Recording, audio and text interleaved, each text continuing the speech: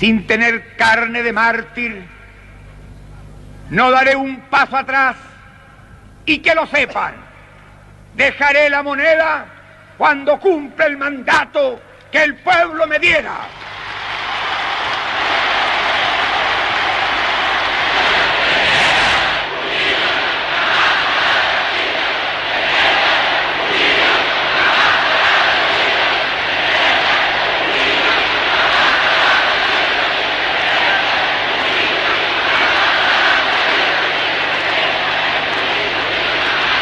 No tengo otra alternativa.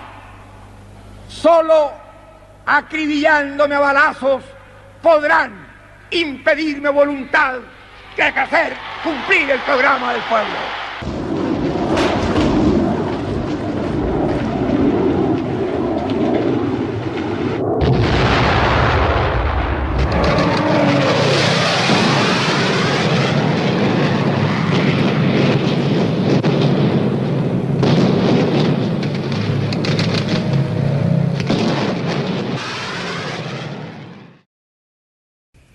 Que hemos construido desde Miradas del Sur, nos propusimos hacer una segunda instancia con el embajador de Chile en Uruguay, pero más a lo personal, a la historia personal del embajador Eduardo Contreras. Quiero agradecerle por esto, por este otro espacio que nos ha dado, porque quería preguntarle, a propósito de su larga lucha en defensa de los derechos humanos, usted tiene además una rica experiencia, fue diputado en 1973 por el Partido Comunista de Chile, uno de los partidos comunistas más prestigiosos en el continente latinoamericano, y naturalmente usted vivió muy de cerca lo que fue la destrucción de la democracia, el golpe de Estado, la muerte de Salvador Allende, una figura emblemática para muchos en el mundo entero. Por eso quería preguntarle, por ejemplo, ¿cómo fue su contacto con la noticia de que se había dado un golpe de Estado en Chile y que estaba cayendo el gobierno al que usted estaba defendiendo y representando en el Parlamento chileno, que por aquella época no estábamos en Valparaíso, estaban en Santiago de Chile? Bueno, la mañana del martes 11 de septiembre de 73, en un vehículo que no llevaba radio, viajamos desde Chillán hasta Santiago 3 diputados de la Unidad Popular. Y llegamos a Santiago alrededor de las 8 de la mañana, porque teníamos a las 9 una reunión con Allende que nos iba a explicar en qué consistía el proyecto de plebiscito que le iba a someter al pueblo para terminar con la discusión respecto a las áreas de la economía, que probablemente, si hubiera sido posible hacerlo, hubiera evitado el golpe, nunca lo sabremos. Pero a lo menos disipaba toda dificultad con el sector de la derecha y con la democracia cristiana. Y como no sabíamos que se estaba desarrollando un golpe, a pocas cuadras de La Moneda nos paró un señor, nos preguntó que a dónde íbamos, que le parecía una locura, una reunión con el presidente Allende, y ustedes no han escuchado, está anunciado que van a bombardear La Moneda dentro de los próximos minutos, hay un golpe de Estado. Bueno, eso cambió la vida de todos. Empezó un periodo de clandestinidad, luego un exilio largo, parte de mi exilio en Cuba, parte de mi exilio en México, y en México el reencuentro con Uruguay, porque la cantidad de uruguayos que había exiliados en México era muy grande, pero además con un gran potencial cultural. Estoy hablando de Benedetti, de Galeano, de Quijano, de Citarrosa, de la Camerata Punta del Este, del Teatro Galpón, y de algunas figuras que había conocido en Chile, como Atahualpa del Chopo, el gran director teatral que había estado trabajando en el Teatro de la Universidad de Chile en Santiago. ¿Cuál fue alumno el cantante chileno Víctor Jara? Que era además un director teatral. Que además Víctor fue director teatral, exactamente. Entonces Atahualpa lo conocí, lo encontré en México, bueno, y fue un encuentro muy... Cuénteme un poquito más, llega esa mañana, no puede llegar a La Moneda, e inmediatamente cómo es su día a partir de ese instante que recibe la noticia de que van a bombardear La Moneda y que el presidente Allende estaba resistiendo con un grupo de personas, esa intentona golpista que se estaba materializando en ese minuto. Como joven militante disciplinado, marché al lugar que tenía asignado para defender al gobierno, que era una fábrica ubicada en Pedro de Valdivia Sur, que todavía existe. Llegué a la fábrica, me esperaba otra compañera dirigente, nos reunimos con los trabajadores y yo empiezo a preguntar dónde están las armas para defender al gobierno. Y el golpe estaba desarrollado. No había armas. Por lo tanto, se tomó la decisión que los trabajadores se fueron a su casa porque era una masacre aparecer ofreciendo resistencia si no teníamos cómo defendernos.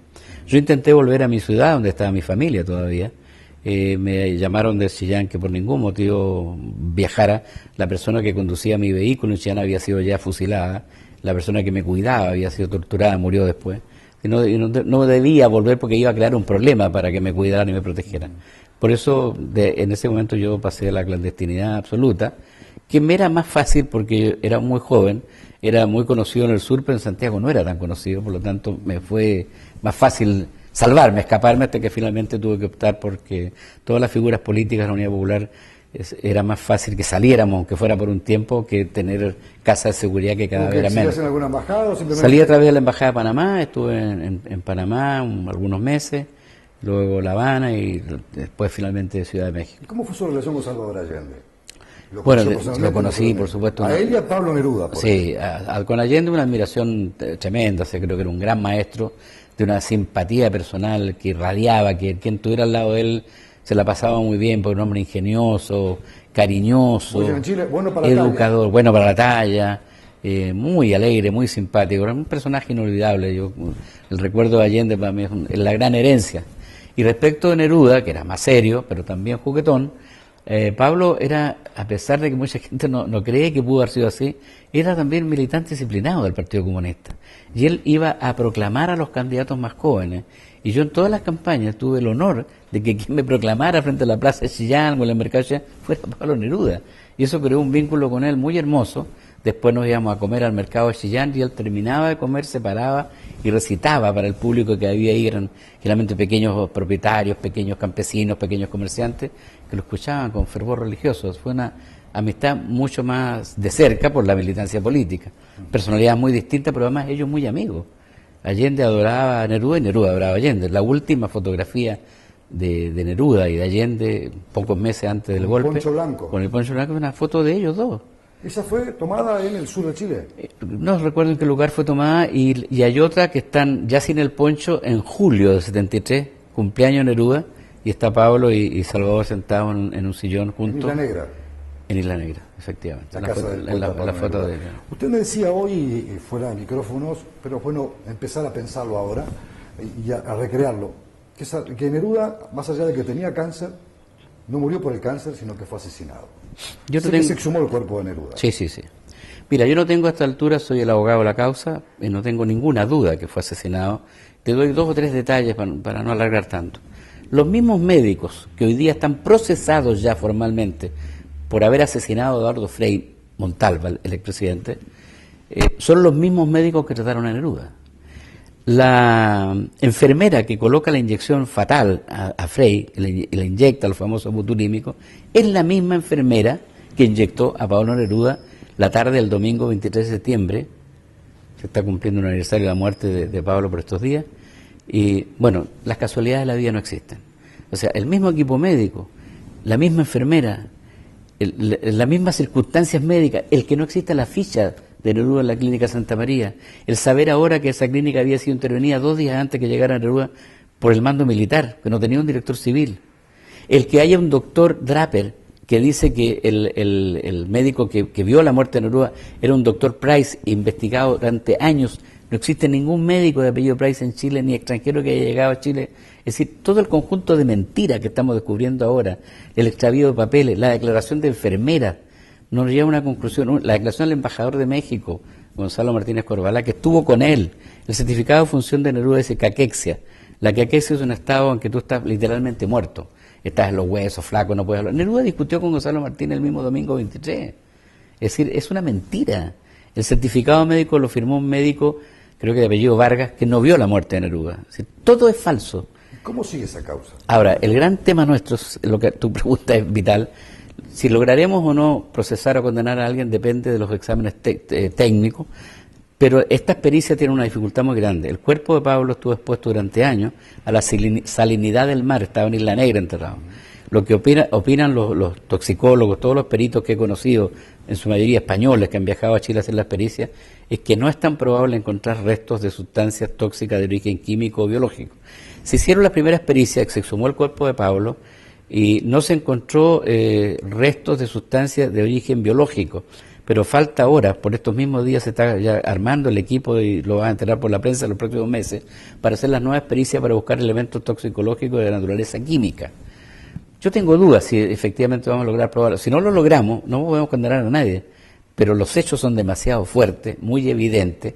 Está la presencia del químico Berrío, la clínica Santa María, el mismo que es asesinado aquí en Uruguay. Poladina, dice. Claro, es decir, ¿de qué estamos hablando? O sea, se han descubierto arsenales de materiales químicos que fueron usados por la dictadura. Y el último aporte, Estaba muerto Allende, estamos hablando de septiembre de 73. Asesinado Víctor Jara. ¿Cuáles eran los tres personajes más importantes de la sociedad chilena? Allende, Jara y Neruda. Les quedaba uno. Había muerto Allende, suicidado al parecer, Víctor Jara acribillado a balazo, pero Neruda en México hubiera sido un opositor muy fuerte. Él tenía cáncer, pero un cáncer de la próstata que no tenía la rapidez como para llevarlo a la muerte. Yo conversé personalmente con el doctor Merino Hinrichsen, que vive hoy en Reñaca, que era el médico tratante en Chile de Neruda, y él me dijo en la intimidad de su hogar: Eduardo, de cáncer no murió.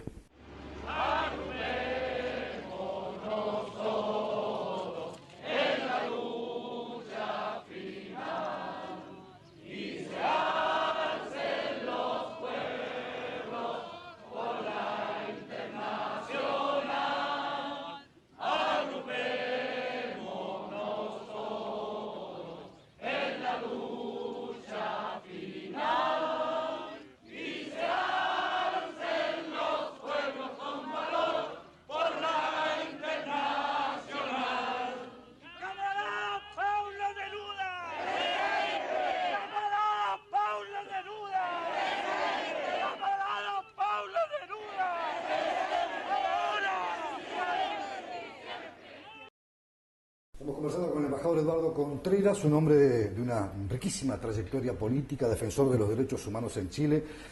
Y yo quería preguntarle, a propósito de esa experiencia personal, intransferible, de haber tratado con las grandes figuras del Chile antes del 73 y hasta el día del golpe, si el legado político de Salvador Allende sigue siendo vigente en su país. Una vez tiene la sensación de que en ciertos sectores sí, pero que a nivel nacional esa figura de aquel hombre con una capacidad de convicción, de principios muy sólidos, como que no está presente con toda la riqueza que su propia andadura tuvo en el Chile de aquella época. Voy a responderte con una imagen. Cuando las marchas del 2011, que convocó a más de 1 millón de personas en la calle, nos llamó a todos la atención cómo los muchachos jóvenes se disfrazaban de Allende. Y de repente tú veías pasar actores, muchachos disfrazados de Salvador Allende. O sea, la juventud de hoy usó la imagen de Salvador Allende como emblemática en la lucha por la reforma educacional. Eso creo que responde a tu pregunta. O sea, no es posible imaginarse que jóvenes que no conocieron a Allende, que no tienen ni idea cómo fue la cosa de la Unidad Popular, se disfracen de Allende y tengan esa admiración por Allende, si no fuera porque sus ideas centrales siguen vivas en el corazón de aquel sector de la sociedad chilena que quiere cambio, que no somos solo los del pasado, son también los del presente y los del futuro. Cuando tú quieres estudiar las reformas constitucionales, para mí como abogado, una de las fuentes de información ha sido ver las propuestas de reforma constituyente que iba a proponer Allende al Congreso. Ahí está realmente la base de lo que debiera hacerse hoy para democratizar todavía el aparato del Estado en Chile. Tuvo mucho que ver las luchas intestinas de la Unidad Popular en el principio del final del gobierno de Salvador Allende, las tomas de los campos muy cuestionadas, muy resistidas, el desabastecimiento, el acaparamiento, todo lo que uno puede rastrear a lo largo de la historia, pero también la mea culpa que puedan tener sectores políticos. Yo creo que la mea culpa de la fuerza de la Unidad Popular se ha hecho total o parcialmente. Tienen que ver las diferencias, por supuesto. Creo que lo que más tiene que ver es no haber previsto la posibilidad del golpe. La experiencia chilena nos indica algo a las claras que es válido para todos los países del mundo. El poder no es solo la hegemonía ideológica, es también la fuerza. Tú puedes tener la mejor constitución del mundo, la más perfecta, la más democrática, pero si no hay convicción democrática en los sectores que manejan la fuerza, eso no vale absolutamente nada. ¿Fue ingenuo Salvador Allende, luego que Prats se va, de nombrar a Pinochet? Absolutamente, no solo Allende, toda la dirección de la Unidad Popular. Pinochet se hizo cargo de la seguridad personal del presidente, sabía perfectamente todo lo que se iba a hacer, conocía todos los planes, es el gran traidor. Y hay ingenuidad claramente, no solo de Allende, de todos los que formamos parte de la Unidad Popular. ¿Ninguno pudo advertir la personalidad de Pinochet? No, y hubo además un error histórico. Siempre en Chile se decía, las Fuerzas Armadas son esencialmente democráticas. Si tú revisas la historia de Chile, nunca ha sido así. Masacres obreras desde 1900 en adelante, golpes de Estado. ¿Sí? Bastaba con haber buscado un libro de historia para darse cuenta que estábamos hilando en el agua, no era verdad, no era cierto. Parece a veces difícil entender que un hombre con la inteligencia y la trayectoria de Allende, fue diputado, fue senador, fue ministro, recorrió todo Chile durante casi 4 campañas electorales, por no decir las 4, finalmente con la que llega al gobierno, que haya pasado inadvertido. Creía en la buena fe y además no te olvides de que había 2 generales muy importantes los dos fueron sacrificados, Snyder, que lo matan antes que asuma Allende, y Prat, que lo matan después que cae Allende, que para él es muy importante porque eran sus referentes, los dos fueron los comandantes en jefe del ejército. Por lo tanto, él tenía la sensación de que sí, el ejército no tenía ninguna duda. Pero la responsabilidad principal yo creo que no hay que buscarla ni en las diferencias internas, ni en las Fuerzas Armadas, sino que ir un poquito más lejos. Aquí está Kissinger, aquí está la Guerra Fría, y aquí está un personaje aún vivo, Agustín Edwards, director del diario Mercurio, que viaja a comienzos del 70, antes que asuma Allende, y empieza la conspiración. Y esto que te estoy diciendo... Sí, la famosa Operación Cinturón. Todo esto intentó impedir el ascenso de Allende. Exacto. En la elección. Y todo esto que te estoy diciendo lo encuentras, si te metes en internet, en el informe Church del Senado norteamericano. Y Frank Church era un senador republicano, o sea, de derecha, y él dirige la comisión que establece todo lo que acabo de decir, la responsabilidad de Nixon, de Kissinger, de Agustín Edwards, de la Armada chilena, etcétera, etcétera. Es decir, creer que fue los disturbios, la izquierda chilena, las tomas de terreno, no es una excusa suficiente. Usted tuvo mucho que ver en el arresto que tuvo en Londres Pinochet y que de alguna manera fue la causa judicial que lo apresó en el exterior. ¿Por qué? ¿Cómo fue eso? Porque tuvimos la suerte de que aquella cosa que pensamos muchas noches de desvelo en el exilio, de que había que usar todas las armas contra la dictadura, pero también las armas del derecho. Entonces empecé a imaginar cómo sería una querella contra Pinochet. Cuando llegué a Chile nadie me hizo mucho caso porque estábamos muy desprestigiados, con razón, el Poder Judicial que no acogía las querellas. Sin embargo, viendo algunos cambios que se perfilaban en la composición del Poder Judicial, el año 98, junto a Gladys Marín, una dirigente comunista chilena, presentamos el 12 de enero del 98 una querella, y esa querella fue acogida y cambió la historia, porque esa querella permitió concentrar toda la información posible, la que había en ese minuto, pero que era mucha, y bueno, se traduce en que hoy día hay 1.500 procesos en curso, se traduce en que hay poco menos de un centenar de criminales presos, la mayoría con presidio perpetuo, hay 500 sentencias ya de primera instancia, pero además, muy importante, toda esa información fue trasladada a las querellas que habían empezado antes y que se llevaban a España por el juez Baltasar Garzón. Pero lo que no pudo Garzón lo pudo usted. Es decir, pero el que materializa al final, claro, Garzón no podía dictar un auto de procesamiento porque no tenía los elementos. Nosotros le dimos los elementos, pero en Chile era muy difícil, por falta de coraje del Poder Judicial, de detener a Pinochet. Baltasar, con los antecedentes, dictó la orden que permitió que la Cámara lograra aceptar finalmente detener a Pinochet. Y Pinochet estaría preso y habría muerto seguramente en una cárcel de Madrid, porque su destino final era España, si no hubiera sido que por, comillas, razones humanitarias, Pinochet volviera a Chile, y tú te acuerdas esa escena cuando la aterriza, se levanta la silla de ruedas y levanta el bastón. Pero sí, la vida nos permitió la posibilidad, que es mi mayor tranquilidad de conciencia, de haber contribuido en algo a la lucha de las agrupaciones familiares, que son los verdaderos héroes que han peleado todos estos años, y apoyando a esas organizaciones presentamos la querella y tenemos una realidad hoy día procesal, yo diría una de las más altas de América Latina, que no nos tiene conforme porque falta mucho por avanzar todavía, falta por conocer la verdad. Fíjate que hace pocos días en Argentina se entregaron las actas de 280 reuniones de la Junta. Ocurre en Brasil, acaba de haber un reconocimiento de que sí hubo violaciones, pero en Chile eso todavía no ocurre. Sí, nos falta mucho. Una última reflexión le quiero pedir. De aquella andadura de los años 70, de aquel joven militante y después diputado por el Partido Comunista, a este hombre hoy embajador en un país hermano como es el Uruguay, ¿qué queda? ¿Qué le queda pendiente? ¿Cuáles son los sueños? ¿Cuál es el camino que le queda por recorrer? Además tuvo esa posibilidad de conocer a personajes que hoy forman parte de una rica historia del continente de Latinoamérica. Los sueños están vivos, las esperanzas siguen siendo las mismas, el mundo no ha mejorado en absoluto, se ha empeorado, la necesidad de luchar por la paz, por los cambios, sigue siendo exactamente los mismos. Son mis sueños personales, aunque mis funciones tengan que ser distintas por la naturaleza del cargo. Pero es muy importante que hayas hecho reflexiones respecto de Allende, del cambio, porque una de las cosas que acabo de descubrir aquí en Uruguay, y que debe saberla la opinión pública, es haber encontrado, gracias a un amigo, el texto del discurso que Ernesto Che Guevara dictó en agosto del 61 en el Paraninfo de la universidad aquí, donde él sostiene exactamente la necesidad de que los cambios se hagan sin violencia. El guerrillero explica por qué en Cuba hubo que hacerlo, la dictadura terrible de Batista, pero le dice al gobierno de entonces, que no era un gobierno de izquierda en Uruguay, le dice: cuiden lo que tienen, ustedes son una sociedad que puede hacer los cambios sin necesidad de violencia, la violencia es muy dura. Leer ahora lo que no conocíamos de antes Con una No. foto histórica incluso en la que está Salvador Allende y el Che No, vino en la Universidad de Allende vino en representación del Senado chileno, efectivamente, era uno de los chilenos que estaba ahí. Nos reafirma en que los sueños son posibles, en que otro mundo es posible y que en cualquier lugar que estemos tenemos que luchar porque las cosas sean mejores para todos. Como dicen los mexicanos, todavía queda tantito por hacer. Queda tantito por hacer y aquí he aprendido muchas cosas del presidente de ustedes también, un gran presidente. Embajador, muchas gracias por este tiempo que nos Gracias ha a usted. dedicado.